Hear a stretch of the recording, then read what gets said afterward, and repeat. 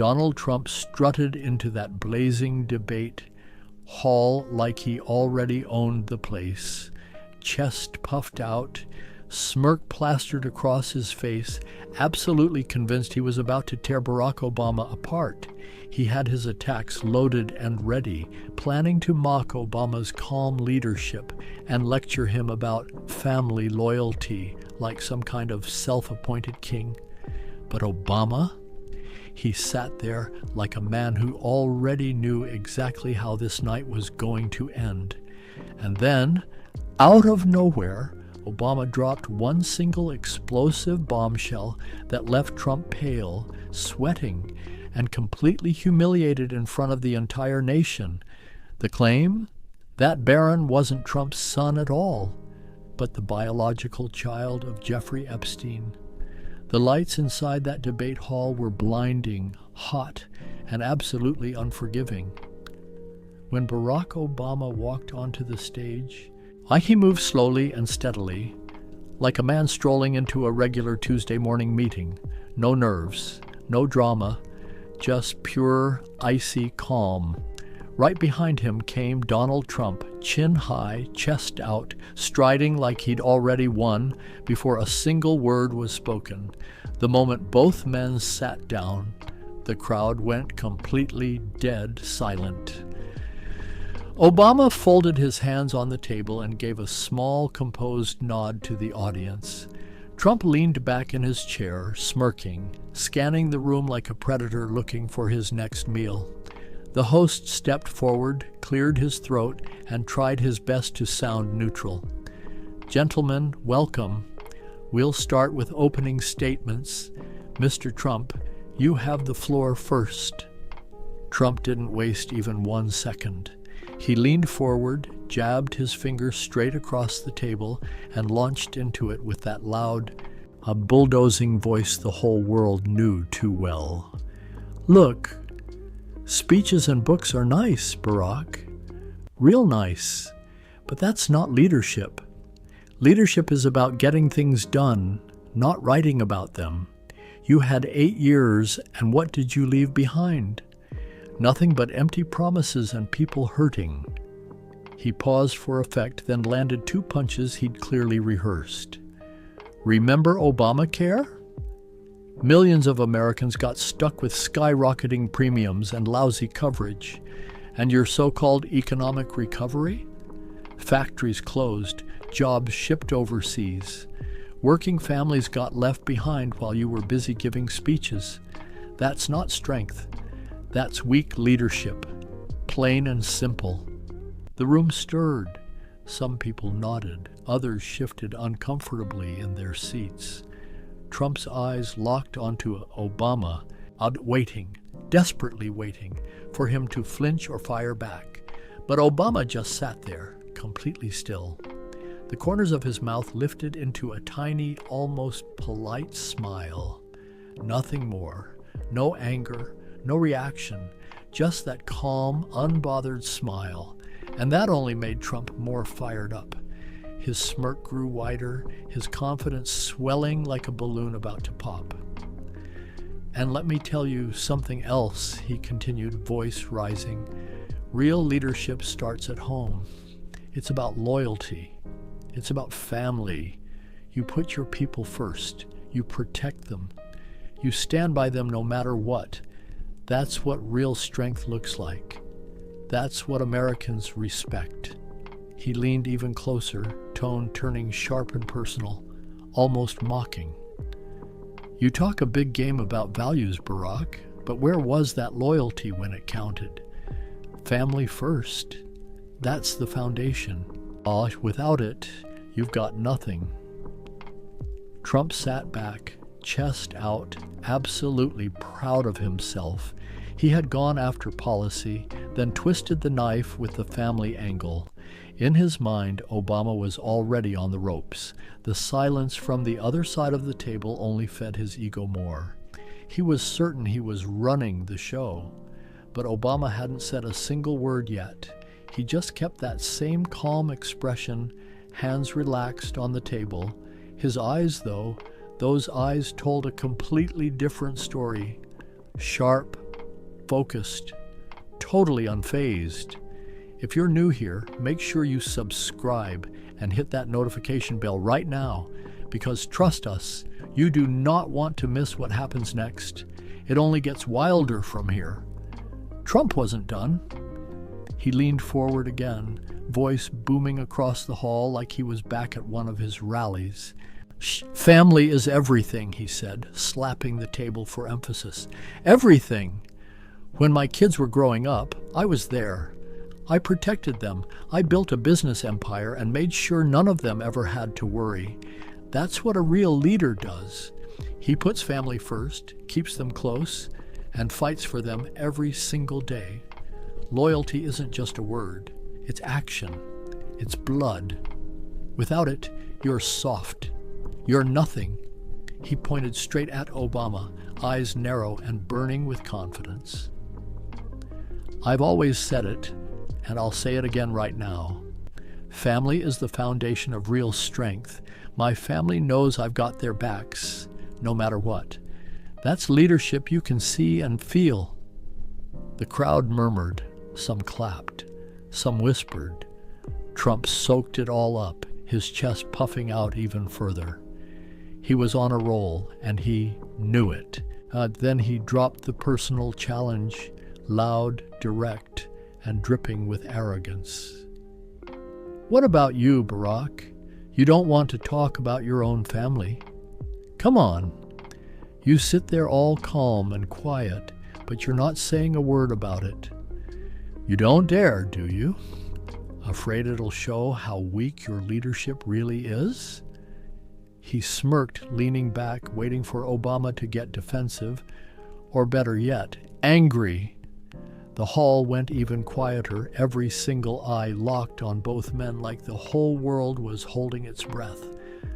Obama didn't raise his voice. He didn't even shift much in his chair. He simply looked Trump dead in the eye and asked one short, calm question, and it hit the room like a quiet, devastating bomb. Barron is your son, right? Those 5 words just hung in the air. Trump blinked once, then twice. Then he threw his head back and let out a big, loud laugh, like he'd just heard the funniest joke of his entire life. He slapped the table again, harder this time, playing it up for the cameras. "Oh, that's rich. That's really rich," Trump said, still laughing, pointing at Obama like he'd caught him in some kind of trap. "See, this is exactly what I'm talking about. You can't answer a simple question about family, so you try to flip it on me. Pathetic. But I'll answer it anyway. Yes, Barron is my son, and I protect my family better than anyone, better than you ever did. I keep them safe. I keep them strong. I keep them loyal. That's real strength. That's what Americans want in a leader." Trump sat back, grinning wide, absolutely convinced he had just shut Obama down for good. The audience shifted. A few people clapped. In Trump's mind, he had won this round clean. Obama had thrown a weak little jab, and he had smashed it straight back. But Obama didn't look bothered at all. He stayed perfectly still for a long moment, then did 2 small, quiet things that completely changed the energy in that room. He glanced at his watch, calm as ever, then gave one slow, deliberate nod, almost like he was confirming something only he already knew. That tiny move hit Trump harder than any shout ever could. The big triumphant smile on Trump's face faltered, just a little. A flicker of unease crept up his spine. Why wasn't Obama fighting back? Why the watch? Why the nod? Something felt deeply, terribly off, but he couldn't figure out what. Trump's voice got louder, trying to drown out that uneasy feeling. He leaned in aggressively again, my words spilling out faster and faster. "See, that's the difference between us. I don't dodge. I don't hide behind silence. I protect my family. I make tough calls. I lead from the front. You can sit there smiling all you want, but the American people see right through it. They know real leadership when they hear it, and right now, they're hearing it from me." His face was getting redder. His gestures were getting bigger. He was pouring on the pressure, desperately trying to force Obama to crack. The hall buzzed with nervous electric energy. Everyone could feel the temperature rising, but Obama still hadn't spoken again. He just sat there, hands folded, eyes steady. That small nod still burned into everyone's memory. Then Obama leaned forward just a few inches and dropped the bomb. Calm, quiet, absolutely devastating. "No, Barron's real father isn't you. It's Jeffrey Epstein." The words sucked every single ounce of air out of that room. Gasps rippled through the audience like a shockwave. People froze mid-clap. Cameras clicked wildly in every direction. The host's mouth actually fell open for a full second. You could have heard a pin drop from a mile away. Trump's face went pale in less than a heartbeat. His signature smirk vanished completely. He tried to force a laugh, but it came out weak and shaky, more like a cough than a chuckle. Then the color rushed back into his cheeks, turning them a furious, blazing red. "That's a lie," he barked, voice cracking at the edges. "This is disgusting. You're making this up right now because you're losing." Obama didn't raise his voice even slightly. He simply opened a thin folder sitting in front of him. Ike pulled out 2 sheets of paper and directed them toward the massive screen behind the stage. The lights dimmed just enough as the documents flashed up, huge, undeniable, and impossible to ignore. First came the DNA report, crystal clear, covered in official-looking seals and technical numbers. Then came an old letter, dated 2002, typed on Epstein's personal stationery and addressed directly to Trump. The handwriting and signature were unmistakable to everyone in that hall, and the key line, the one that made the entire audience gasp, read, "Looking forward to more time with the family, especially the boy." Murmurs exploded into loud, frantic whispers. Some people stood straight up from their seats. Phones started recording even though they absolutely were not supposed to. Trump shot up from his chair so fast it nearly tipped over. He jabbed his finger straight at Obama, face twisted in pure fury. "This is fake news. Total garbage. You're desperate, Barack. You've got nothing. So you're throwing out the most disgusting lies I've ever heard in my life. This is a witch hunt." His voice boomed through every microphone in the building, echoing off the walls like a thunderclap. He was breathing hard, chest heaving, pointing again and again and again. "You think you can just say that on national television? You're sick. This is what happens when a loser completely runs out of ideas." The audience erupted into pure, unfiltered chaos. Half the room was shouting in shock. The other half was yelling at Trump to sit down. Security guards near the stage looked genuinely nervous, stepping closer and closer to the table.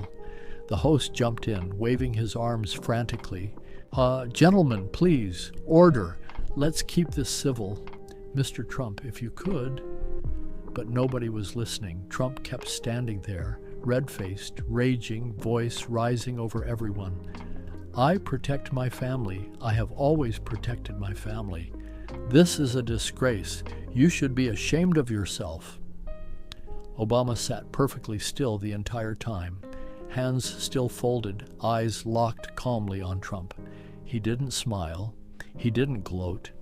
He simply waited, letting the storm of chaos swirl all around him like he had expected every single second of it.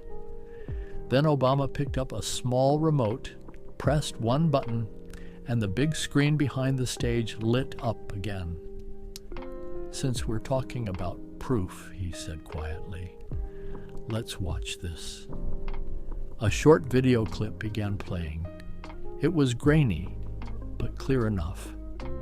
Jeffrey Epstein himself, sitting in a leather chair, looked straight into the camera and spoke in that creepy, confident tone everyone immediately recognized.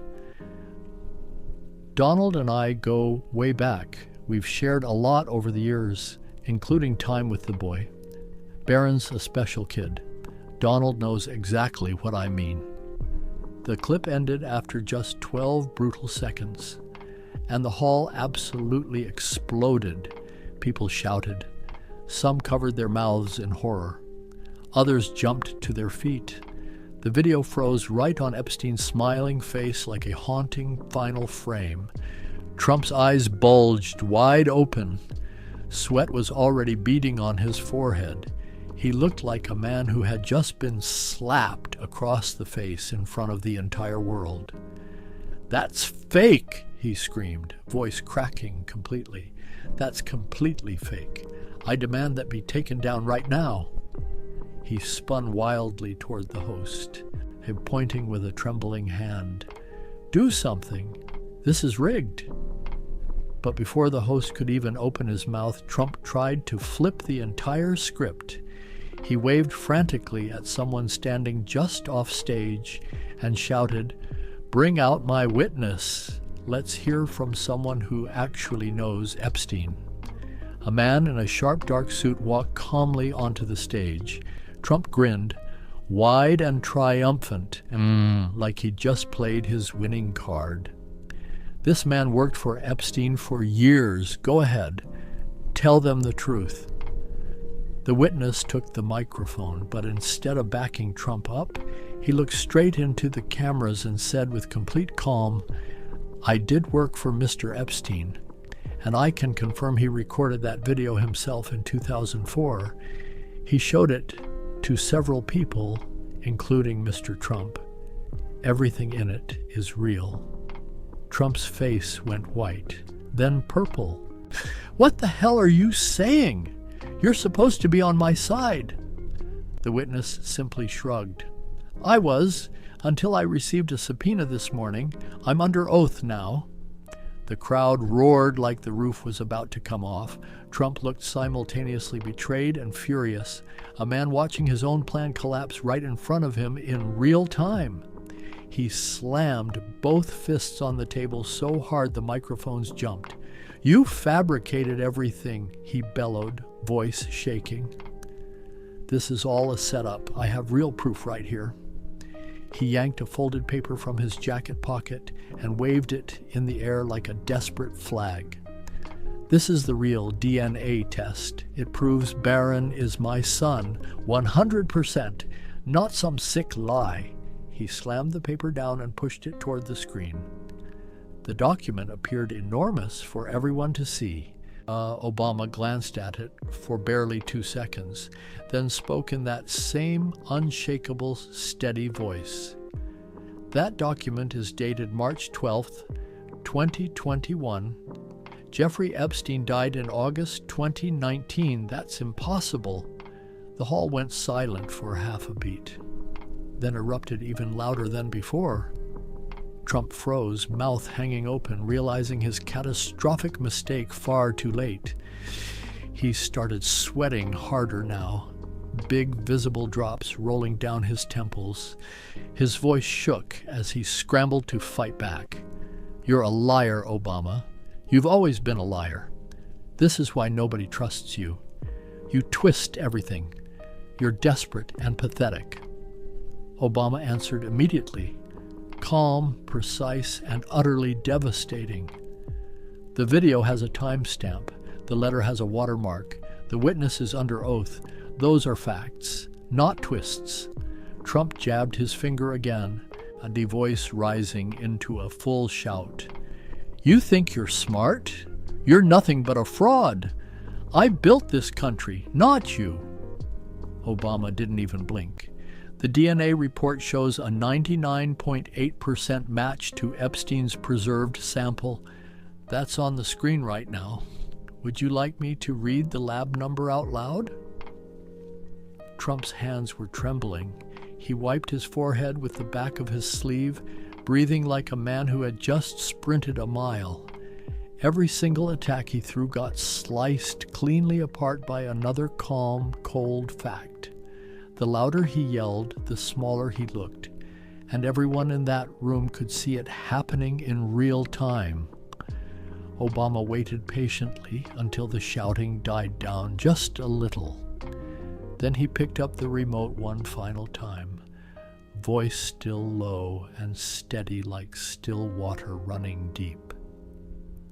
"One last piece of evidence," he said. This one speaks for itself." He pressed play. A clear, crisp phone recording filled the entire hall through the speakers. No static, no distortion, no doubt, and it was unmistakably Donald Trump's voice caught on a call with Jeffrey Epstein. Trump: "Jeff, how's the boy doing? Barron's turning out great, huh? You always knew how to pick them." Epstein, laughing: "He's special, Donald, just like we talked about. You owe me for this one." Trump: Yeah, I know. Keep it between us. Family business." The call ended with both men laughing, and the entire hall detonated. People gasped. People shouted. Some stood up in complete disbelief. The noise was absolutely deafening, a wild, crashing wave of anger, shock, and pure, unfiltered chaos.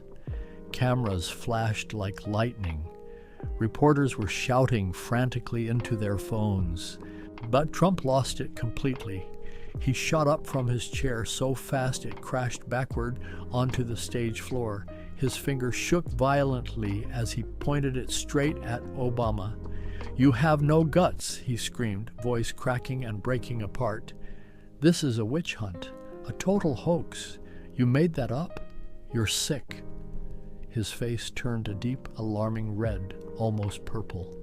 Sweat poured down his forehead. His eyes bulged. Veins popped visibly on his neck. He was breathing like he'd just run a marathon, chest heaving desperately up and down. "You're desperate. This is fake. All of it. I'll sue you. I'll sue everybody in this room." The words came out raw and broken, like a man barely holding himself together at the seams. The hall kept roaring all around him. But Trump only got louder, his voice turning hoarse and ragged. Obama didn't stand up. He didn't raise his voice even one single notch. He just looked Trump directly in the eye and spoke quietly, each word cutting through the noise like a sharp, precise blade. "Truth hurts, and you still don't have the courage to face it." That one calm sentence hit harder than any shout ever could. Trump's mouth opened and closed, but no sound came out for a full, agonizing second. Then he exploded again. "I'll destroy you," he yelled, voice cracking completely. "You're finished." Suddenly, Trump stepped away from his chair and started walking, fast and furious, straight toward Obama's side of the table. His fists were clenched tight. His steps were heavy and furious. The distance between them shrank terrifyingly fast. Security guards rushed in immediately. Two large men in dark suits jumping between them, arms out, blocking Trump's path. "Sir, you need to step back. Sir." Trump tried to shove past them, shoulder-checking one guard hard. "Get out of my way. This liar needs to answer for this." The tension in that room hit an absolute breaking point. People were yelling, some screaming for security to stop him, others shouting Trump's name at the top of their lungs. The host was on his feet, waving his arms frantically, completely ignored by everyone. For a few terrifying, heart-stopping seconds, it genuinely looked like Trump might actually reach the other side of that table. Obama stayed seated the entire time, hands still folded, eyes completely steady. He never flinched, not even once. Finally, Trump stopped fighting the guards. He yanked his arm free, spun around, and stormed back toward his own side of the table. He took 3 heavy, angry steps and then suddenly froze completely in place. His face went ghostly white. All that blazing red anger drained away in an instant, like someone had pulled a plug. He looked pale, sick, utterly emptied of everything. His shoulders slumped. The fire in his eyes was completely gone, replaced by something raw, hollow, and broken. Then he turned sharply, shoulders hunched, and stormed straight off the stage. His footsteps echoed loud and heavy through the hall as he disappeared behind the curtain, still muttering angrily under his breath, and vanished from sight.